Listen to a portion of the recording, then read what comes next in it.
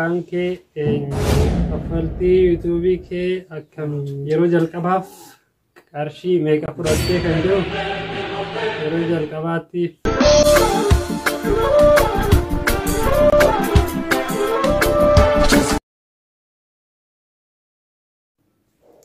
Assalamu alaikum warahmatullahi wabarakatuh. Ilmaan Oromoo biyya keessaa biyya alaa jirtan akkam jirtan nageenya keenya jaalala kabaja bakka jirtan isin aadaa qabsiin jecha egaa irra gaaffiiwwan isin nagaafattan hedduu kan deebiit isiniif kennu ta'a community irratti kan hin gadhiise jira waan tureef jechuudha. Gaaffiiwwan hedduu gaafatanii jirtanii kanneen keessaa tokko kan deebiit isiniif kennu ta'a na waliin hanga qophii gootu biraatti turtii gaarii qabaadhaa isiniin jedha warreen haaraa taatan subscribe godhaadhaa akkasumas viidiyoo kana like gochuudhaan eegalaa isiniin jedha hanga qophii gootu biraatti na waliin turtii gaarii qabaadhaa.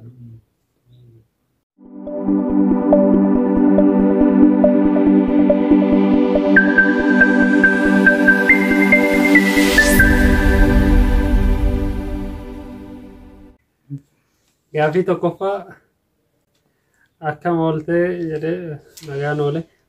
Gaaffiin koo maqaan kee eenyu jedha. Maqaan koo Muhammad Ibrahim jedhama jechuudha. Gaaffii sotti amantaa dabar barumsa xumurtee jirta jedha. Xumur bara tokko naafeera. Bara sadaffaa. Bakki dhaloota kee eessa? Walloo Kamisee. Amantiin kee maali? Musliim. Jabaaduu waan gaarii dalagee ishee fudhadheera wanni keeti gorsa keeti. Ishee gaaffii biraa na gaafaterraa ammas tokkoffaa eessa dhalatte kan himeen jira. Eessa jiraatta? Eessa jiraatta kan jedhuuf amma barnootaaf Harameyaan jiraadha. YouTube hojjechuuf eenyuuf fakkeenya siif ta'e jira jedhee yaadu nama ta'e hin beeku kan fakkeenya naa ta'e.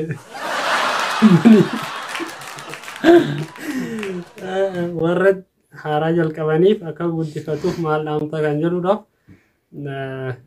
viidiyoo gaarii hojjedhaadha. Waan namatti tolu hojjetanii gadhiisaa isin jedha. Akkasumas immoo thumbnailii viidiyoo keessanii baay'ee bareechaadha. Sa'aatii itti gadhiistan immoo beektanii sa'aatii tokko irratti ilaalaatti sa'aatii viidiyoo keessan itti ilaalamutti gadhiisaadha kan nan jedhu. Kan biraatti haala barruuti.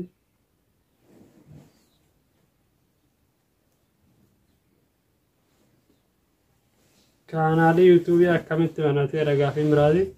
Kun baay'ee salphaadha irratti hojjechuu malee. Banachuun baay'ee nama dhibu yoo banachuu feete yuutuubii irratti. Sarchi gootee argachuu dandeessa jechuudha. Afaan feeteen Oromiffaanis jira, afaan feeteen argachuu dandeessa. Kaffaltii yuutuubii kee akkamiin? Ammaaf chaanaaliin koo diimoonitaayiz ta'ee jira.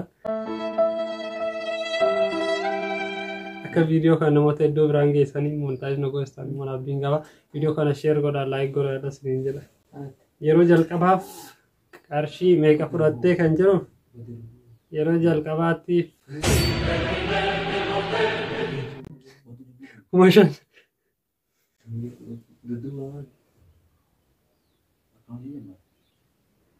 Egaa gaaffiin isin gaafattan kana fakkaatu ture. Gaaffiiwwan keessaniif deebii akka isinii kenne abdiin qaba. Ammas warreen yaada qabdan gaaffii qabdan koomentii irratti barreessaa. Viidiyoo kana laayik godhaa, namoota beektaniif sheer godhaa isiniin jedha. Hanga viidiyoo xumuraatti waan na waliin turtanii baay'ee galatoomaadha. Amma viidiyoo biraatti wal agartiin nagaatti naaf tura.